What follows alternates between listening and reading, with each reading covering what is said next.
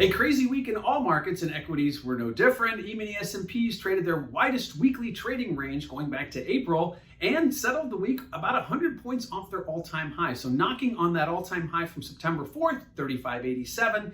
Certainly this week we saw a big push after the election, after the Fed meeting, things got pushed higher. Friday was a bit of a muted day. We had the jobs report and saw kind of equities bounce back and forth between positive and negative, ultimately ending a touch higher. But at this point, we're going to be eyeballing that 35.87 all-time high as we head into next week. VIX index, well, the VIX index was trading north of 40 last week, and today it's touching 25. So you can see where the fear index has moved from the extreme one to extreme other, and now it's on the lows. Certainly, we haven't seen a settlement below 25 in the VIX index since August. So at this point, it looks like we're heading back into those summer-type levels. The VIX index much lower this week after moving up, obviously, in the weeks preceding the election and the Fed meeting.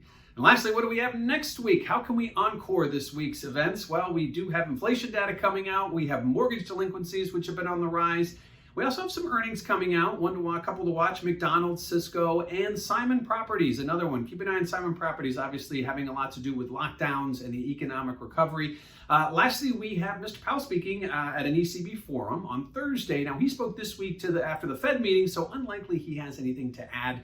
Really, the Fed will stand by to do whatever is necessary.